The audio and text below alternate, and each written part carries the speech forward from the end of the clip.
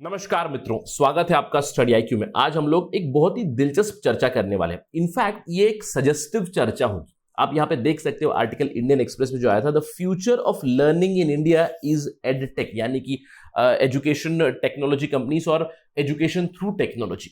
अब ये तो स्टेटमेंट काफी लॉजिकल भी है, क्योंकि अगर हम लोग बात करें कोविड-19 का पैंडेमिक आया है इंडिया में, जब से हम लोग कह सकते हैं पिछले 1-1.5 साल से the learning outcomes, the learning has been quite questionable in India because of digital divide, because of many other problems, right? तो इन सब के चलते एक बहुत ही अच्छा सजेशन आता है। यहां पे आप देख सकते हो, the article was written by Amitabh Kant. And who is Amitabh Kant? CEO of NITI Aayog. वो कहते हैं कि pandemic has induced learning crisis in India, तो उसको रेजोल्यूशन करने के लिए वो कुछ सुझाव देते हैं। तो आज हम लोग यहां पे बात करेंगे उन सुझावों के बारे में।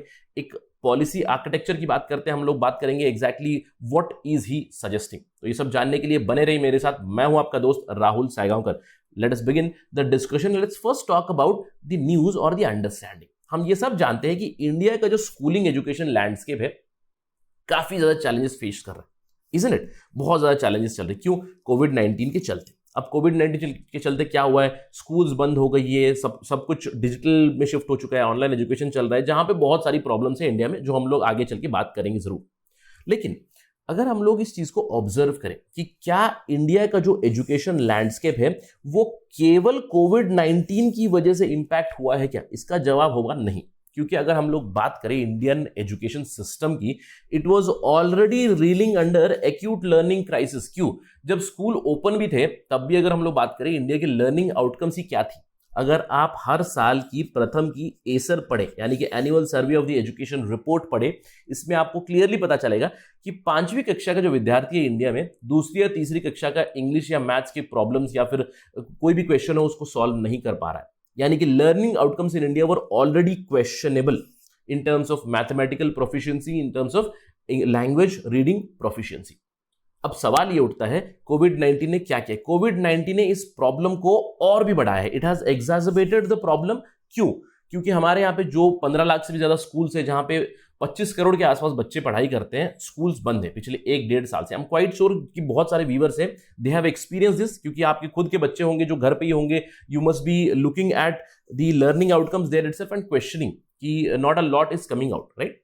अब सवाल उठता है, इन सब के लिए हम लोग करें क्या? What is needed? तो Amitabh Kant here, he says that we need to take a leap forward. और ये जो कोविड-19 पैंडेमिक ने एक प्रॉब्लम क्रिएट की है, इसको एक अपॉर्चुनिटी में टर्न करने की जरूरत है। वो कहते हैं इंडिया की लर्निंग क्राइसिस जो पहले से भी चल रही थी, पैंडेमिक में और भी ज्यादा हुई है, उसको अगर आप कोएलिस करें 4th इंडस्ट्रियल रेवोल्यूशन के साथ, तो हम लोग एक नया एजुकेशन रेवोल्यूशन ला सकते हैं, स्पेशली टेक्नोलॉजिकल एजुकेशन रेवोल्यूशन ला सकते हैं इंडिया में। अगर हम लोग 4th इंडस्ट्रियल रेवोल्यूशन की बात करें, ये क्या है एग्जैक्टली? फर्स्ट इंडस्ट्रियल रेवोल्यूशन कब था? इंडस्ट्रियल रेवोल्यूशन इन 1700s की हम लोग बात करें तो मैकेनाइजेशन, स्टीम पावर एक्सेट्रा के ऊपर बेस था वो। धीरे धीरे से सेकेंड इंडस्ट्रियल रेवोल्यूशन में पहुंचे, जहां पे हम लोग मास प्रोडक्शन शुरू कर दी, राइट? असेंबली लाइन आई, आप इलेक्ट्रिसिटी प्रोडक्शन काफी ज्यादा हुई। थर्ड इंडस्ट्रियल रेवोल्यूशन हम लोग कह सकते हैं with the emergence of ICT, information and communications technology revolution. और अभी we are living in the era of 4th industrial revolution, specially 21st century में, जहां पे हम लोग बात करते हैं साइबर फिजिकल सिस्टम्स की, जहां पे हम लोग बात करते हैं इंटरनेट ऑफ थिंग्स की, राइट? सो इन चीजों को अगर हम लोग कोएलिस करें, हमारी जो लर्निंग क्राइसिस है, हम लोग एक सोल्यूशन जरूर ढूंढ सकते हैं। अब ये क्यों कहते हैं? क्योंकि अगर हम लोग इंडिया में बात करें, इंडिया में there is an ever increasing number of mobile users, ever increasing number of internet users, there is ever increasing digital infrastructure in India, there is electricity which is becoming cheap in India, affordable internet connectivity भी बढ़ रही है India में। Although आप इन सब चीजों पे सवाल जरूर उठा सकते हैं, क्योंकि क्या ये इक्विटेबल है? इसके ऊपर चर्चा करेंगे हम लोग थोड़ी देर में, क्योंकि डिजिटल डिवाइड के बारे में हम लोग बात करेंगे। बट नॉनदलेस इंक्रीजिंग ट्रेंड तो है, यानी कि नंबर्स आर इंक्रीजिंग, बट अभी भी कंप्लीटली एक्सेसिबल नहीं हुई, ये तो है। लेकिन अगर हम लोग चाहते हैं कि हमारे एजुकेशन में एक रेवोल्यूशन आए, लर्निंग आउटकम्स बढ़े, तो यहां पे हमें इंटरनेट या फिर हम कह सकते हैं टेक्नोलॉजी को अपनाने की बहुत ज्यादा जरूरत है। अब उसके लिए क्या करना पड़ेगा? यहां पे राइटर कहते हैं we need a comprehensive edtech policy architecture in India, यानी कि जो टेक्नोलॉजी की मदद करके एजुकेशन सेक्टर में एक पॉलिसी की जरूरत है।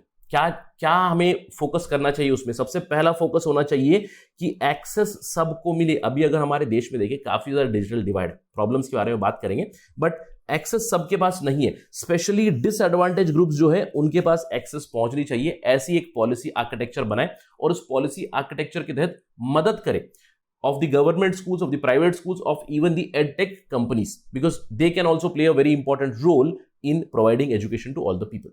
इसके अलावा enabling process लाए, कैसे टीचिंग को इफेक्टिव करें, कैसे लर्निंग आउटकम्स को हम लोग बढ़ाएं और कैसे इवैल्यूएशन को बढ़ाएं, क्योंकि इसके ऊपर बहुत ज्यादा फोकस होना चाहिए। क्योंकि हमारा ऑलरेडी हम लोग कह सकते हैं कॉलोनियल लेगेसी की वजह से रोट लर्निंग के ऊपर काफी ज्यादा फोकस रहा है। तो ये हमारे पास एक अपॉर्चुनिटी बनेगी अभी कि जो नई पॉलिसी बनाएंगे एडटेक पॉलिसी, उसमें हम टीचिंग में एक रेवोल्यूशन ला सकते हैं, लर्निंग आउटकम्स को गेज करना, इवैल्यूएट करना, इन सब में भी एक बदलाव जरूर ला सकते हैं। इसके अलावा टीचर ट्रेनिंग और कंटिन्यूअस प्रोफेशनल डेवलपमेंट की ओर फोकस रहना चाहिए, क्योंकि अभी तक जो टीचर्स थे वो ऑफलाइन में पढ़ाते थे, बोर्ड के ऊपर पढ़ाते थे, राइट। अभी suddenly they have shifted to technology, suddenly camera के सामने बोलना है, तो you need continuous teacher training, उनको फैसिलिटेट करने की जरूरत है, उनकी खुद की प्रोफेशनल डेवलपमेंट भी करने की जरूरत है और गवर्नेंस सिस्टम को इंप्रूव करने की जरूरत है। ये कहते हैं ये जो एडटेक पॉलिसी जो भी आएगी, सुझाव दे रहे हैं, अगर आएगी कभी तो it should focus on these areas, it should focus on improving governance system also. That means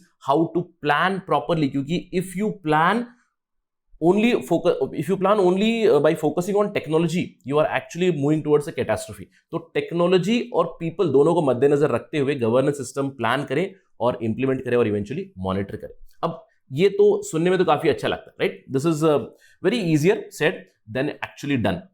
Y? Because there are huge problems in India. Problem areas बहुत ज्यादा है। प्रॉब्लम एरियाज क्या है? सबसे बड़ा है डिजिटल डिवाइड। अब इसके बारे में ज्यादा मुझे जानकारी देने की जरूरत नहीं है। We all know that in India there is huge digital divide. देखिए, अगर हम लोग 2018 की बात करें, 2018 में एक एनएसएसओ की सर्वे हुई थी, ऑल इंडिया हाउस होल्ड सर्वे, जिसमें यह कहा गया था कि 75% जो स्टूडेंट्स हैं घर पे, उनके पास इंटरनेट नहीं है, उनके पास कंप्यूटर भी नहीं है।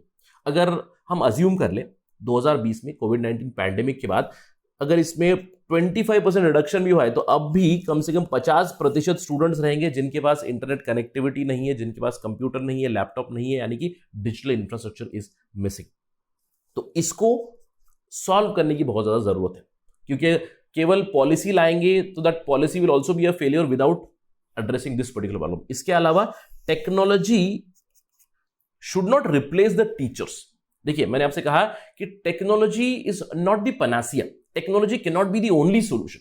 Technology should be clubbed with people, technology should be clubbed with teacher. जैसे कि मैंने आपको कहा कि अभी पहले एक टीचर था जो बोर्ड पे पढ़ाता था, राइट, वहां पे स्टूडेंट के साथ इंटरेक्शन होता था, क्लास में चर्चा चलेगी, सवाल उठेंगे। लेकिन अभी बहुत ज्यादा प्रॉब्लम्स आ चुकी है, क्योंकि टीचर ट्रेनिंग भी काफी ज्यादा जरूरी है। किस तरह ऑनलाइन एजुकेशन दे, किस तरह ट्रेन करे, अगर कोई सवाल आ जाएगा तो सवाल का जवाब कैसे दे सकते हैं हम लोग स्टूडेंट्स का, क्योंकि लर्निंग आउटकम बढ़ाने। तो we should not focus on technology और teachers, rather the answer would be technology plus teachers, यानी कि technology and teachers should be the approach.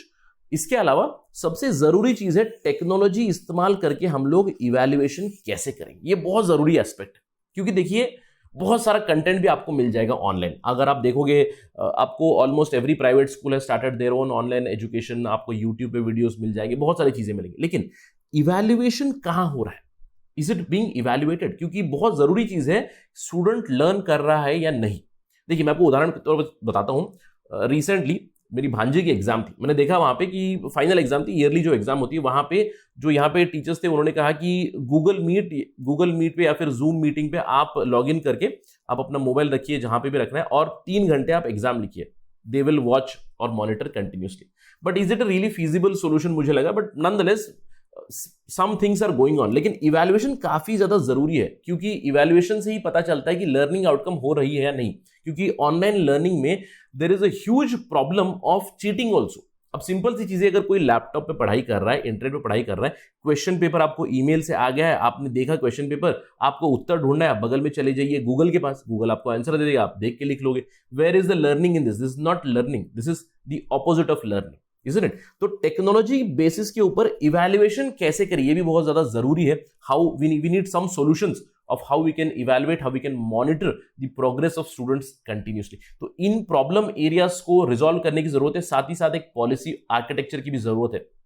यहां पे let me and on a concluding note कि जो national education policy है, ये जो नई वाली 2020 में, it has already set the ball rolling, जहां पे उन्होंने डिजिटल एजुकेशन की बातें जरूर की हुई, राइट। लेकिन इसको कॉम्प्लीमेंट करने के लिए अमिताभ कांत कहते हैं कि there is a need of an edtech policy architecture which is the need of the hour to maximise learning outcomes.